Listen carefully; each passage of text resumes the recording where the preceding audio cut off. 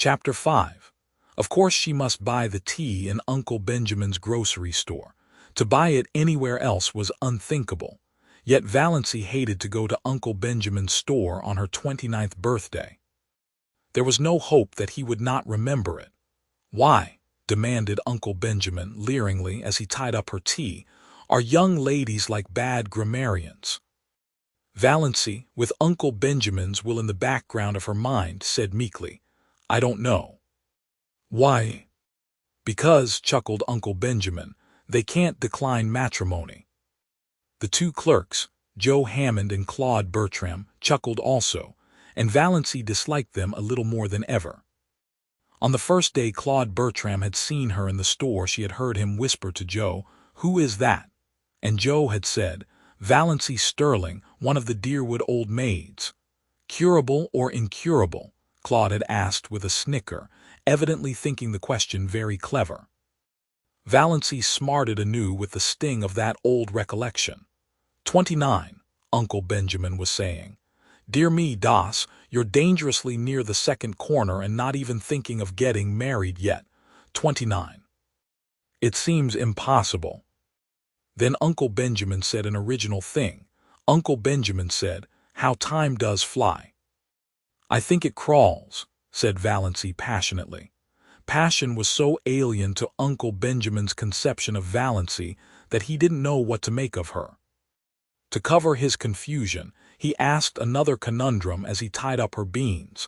Cousin Stickles had remembered at the last moment that they must have beans.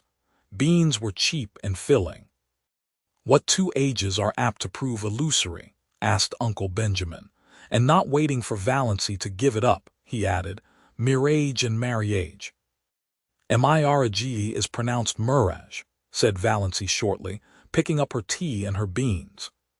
For the moment she did not care whether Uncle Benjamin cut her out of his will or not. She walked out of the store while Uncle Benjamin stared after her with his mouth open. Then he shook his head. "Poor Das is taking it hard," he said. Valancy was sorry by the time she reached the next crossing. Why had she lost her patience like that? Uncle Benjamin would be annoyed and would likely tell her mother that Das had been impertinent to me, and her mother would lecture her for a week. "I've held my tongue for 20 years, thought Valancy. Why couldn't I have held it once more? Yes, it was just 20, Valancy reflected, since she had first been twitted with her loverless condition. She remembered the bitter moment perfectly. She was just 9 years old, and she was standing alone on the school playground, while the other little girls of her class were playing a game in which you must be chosen by a boy as his partner before you could play. Nobody had chosen Valancy, little pale black-haired Valancy with her prim, long-sleeved apron and odd, slanted eyes. "Oh," said a pretty little girl to her, "I'm so sorry for you. You haven't got a beau." Valancy had said defiantly, as she continued to say for 20 years, "I don't want a beau." But this afternoon Valancy once and for all stopped saying that. "I'm going to be honest with myself anyhow," she thought savagely. "Uncle Benjamin's riddles hurt me because they are true. I do want to be married. I want a house of my own. I want a husband of my own. I want sweet, little fat babies of my own." Valancy stopped suddenly aghast at her own recklessness. She felt sure that Rev. Dr. Stalling, who passed her at this moment, read her thoughts and disapproved of them thoroughly. Valancy was afraid of Dr. Stalling, had been afraid of him ever since the Sunday, 23 years before, when he had first come to St. Albans. Valancy had been too late for Sunday school that day, and she had gone into the church timidly and sat in their pew.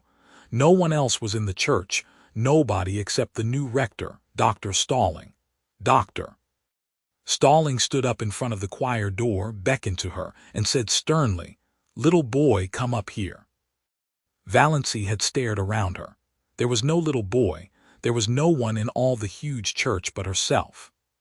This strange man with the blue glasses couldn't mean her. She was not a boy. "Little boy," repeated Dr. Stalling, more sternly still, shaking his forefinger fiercely at her, "come up here at once." Valancy arose, as if hypnotized, and walked up the aisle. She was too terrified to do anything else. What dreadful thing was going to happen to her? What had happened to her? Had she actually turned into a boy? She came to a stop in front of Dr. Stalling. Doctor. Stalling shook his forefinger, such a long, knuckly forefinger, at her and said, "Little boy, take off your hat." Valancy took off her hat. She had a scrawny little pigtail hanging down her back, but Dr. Stalling was short-sighted and did not perceive it. "Little boy, go back to your seat and always take off your hat in church. Remember." Valancy went back to her seat carrying her hat like an automaton. Presently her mother came in. "Das," said Mrs. Sterling, "what do you mean by taking off your hat? Put it on instantly." Valancy put it on instantly. She was cold with fear lest Dr. Stalling should immediately summon her up front again. She would have to go, of course. It never occurred to her that one could disobey the rector, and the church was full of people now. Oh, what would she do if that horrible, stabbing forefinger were shaken at her again before all those people? Valancy sat through the whole service in an agony of dread and was sick for a week afterwards. Nobody knew why. Mrs. Frederick again bemoaned herself of her delicate child. Dr. Stalling found out his mistake and laughed over it to Valancy, who did not laugh. She never got over her dread of Dr. Stalling, and now to be caught by him on the street corner, thinking such things. Valancy got her John Foster book, Magic of Wings. "His latest all about birds," said Miss Clarkson. She had almost decided that she would go home instead of going to see Dr. Trent. Her courage had failed her. She was afraid of offending Uncle James, afraid of angering her mother, afraid of facing gruff, shaggy-browed old Dr. Trent, who would probably tell her, as he had told Cousin Gladys, that her trouble was entirely imaginary and that she only had it because she liked to have it. No, she would not go. She would get a bottle of Redfern's purple pills instead. Redfern's purple pills were the standard medicine of the Sterling clan. Had they not cured second cousin Geraldine when 5 doctors had given her up? Valancy always felt very skeptical concerning the virtues of the purple pills, but there might be something in them, and it was easier to take them than to face Dr. Trent alone. She would glance over the magazines in the reading room a few minutes and then go home. Valancy tried to read a story, but it made her furious.